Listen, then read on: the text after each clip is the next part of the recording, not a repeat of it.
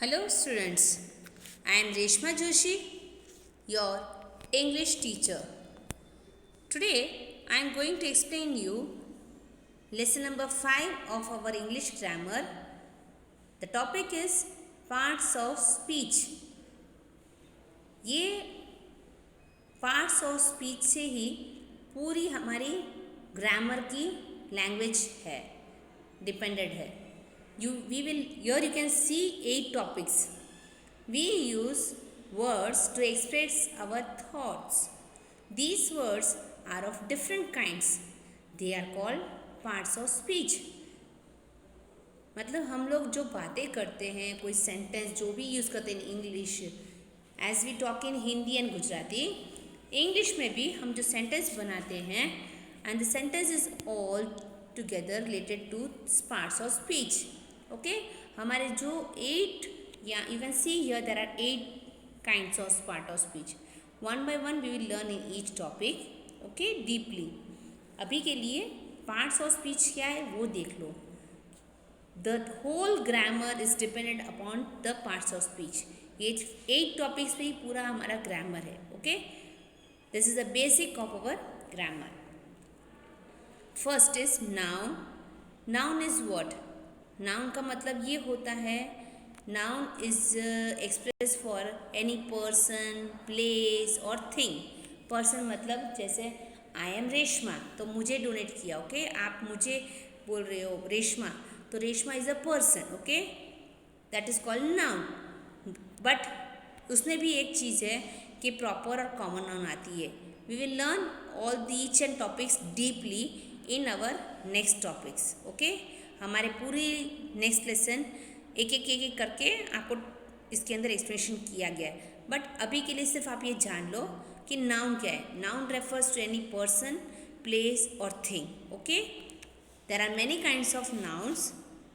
Proper noun और common noun, ये दो समझ लो. प्रॉपर मतलब जो प्रॉपर ही है, जैसे किसी का नाम प्रॉपरली ही है, जैसे मेरा नाम Reshma, that is proper.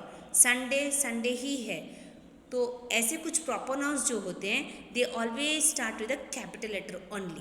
Okay, और कॉमन मतलब जैसे देखो girl.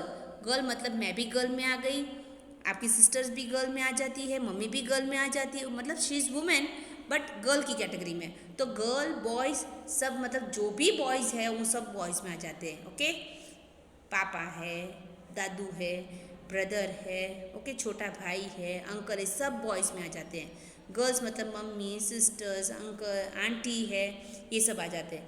So they are called common. Okay, boy, girl, ये सब चीज़ें, मतलब कोई स्ट्रीट है, जैसे हम बोलते हैं ना कॉमन में. बुक, ईवीएस की भी बुक है, इंग्लिश की भी बुक है, ग्रामर की भी बुक है. तो सब्जेक्ट वाइज डिफरेंट है, but it is commonly called book. तो ऐसे उसको कॉमन बोला जाए. सो अभी noun, look here. First one is noun. Second part of speech is adjective. Third is pronoun. Fourth, verb. Fifth, adverb. Sixth, preposition. Seventh, conjunction. Eighth, interjection. The interjection is not connected with the other parts of speech in a sentence. Interjection part of speech में नहीं होता है. It stand by itself and express some feelings of the mind.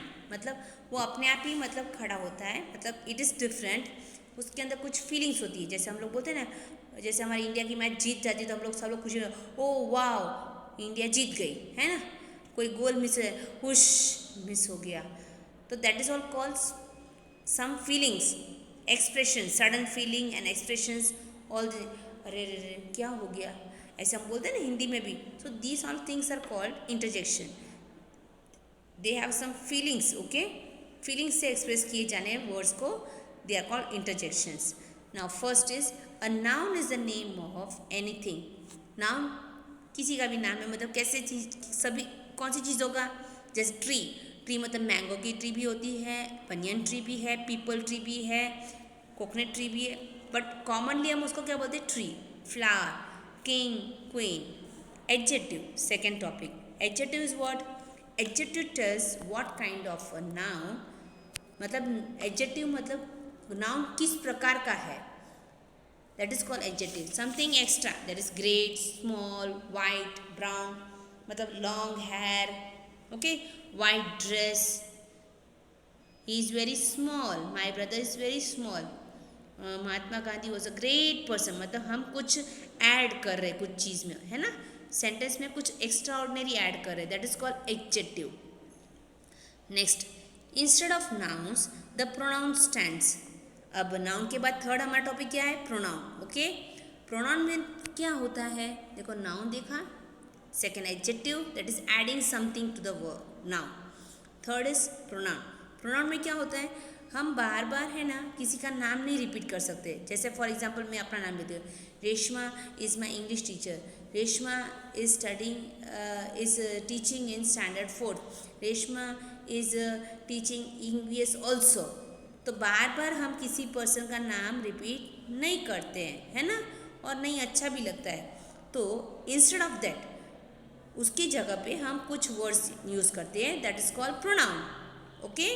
That is for girls है, लड़कियां हैं, जो भी female category से उसके लिए हम शी यूज़ करते हैं, मेल पर्सन्स है तो उसके लिए हम ही यूज़ करते हैं, एच ई ही, और अगर कोई चीज़ है तो उसके लिए हम इट यूज़ करते हैं।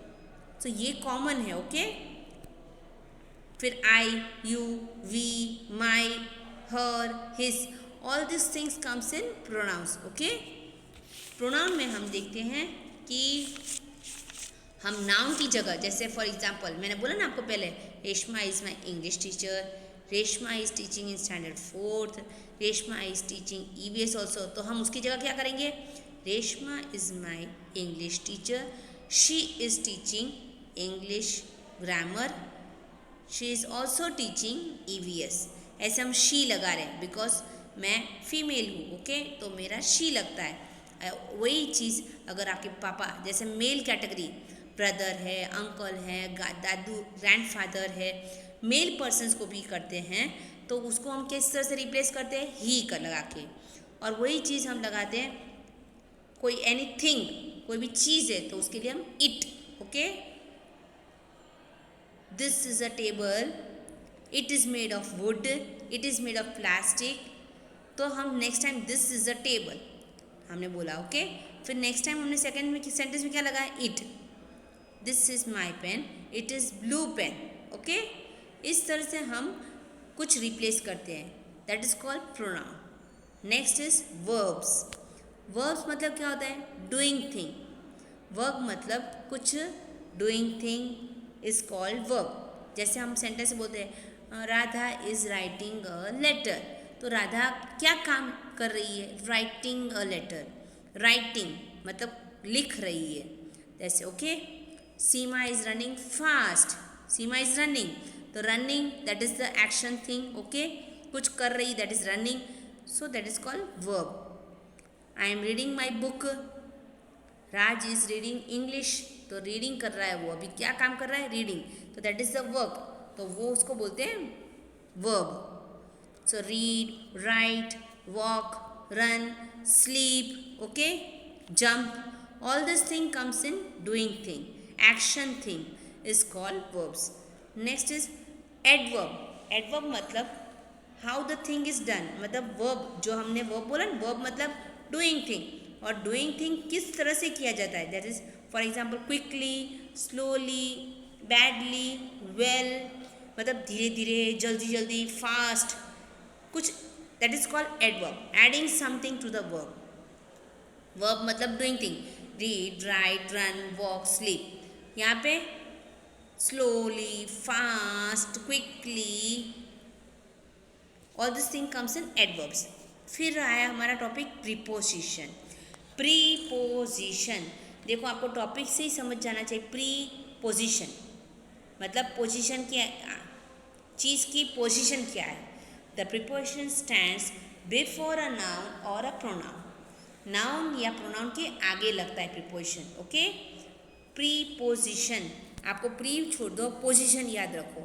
पोजीशन मतलब किसी चीज़ की पोजीशन क्या है, जैसे legs, my shoes are under the table, okay, table के नीचे है मेरी शूज़, तो नीचे under is called the preposition. The book is on the table, the book table के ऊपर है, that is on is called preposition.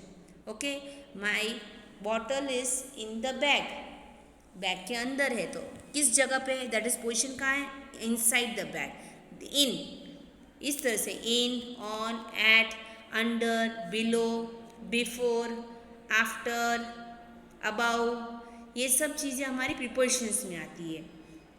Okay, मतलब पोजीशन दिखाती है, बाजू में, आगे, पीछे, ऐसे हम हिंदी में बोलते हैं ना, the same thing, the position जो उस सेंटेंस में पोजीशन दिखाती है, that is called preposition and it always stands before the noun, noun के आगे होता है। Okay, next conjunction. आपको कंजक्शन मतलब आपको याद रखना है, बहुत सारे टॉपिक्स आ रहे हैं बच्चों, so you will get confuse, तो आपको सिंपल से याद रखना है।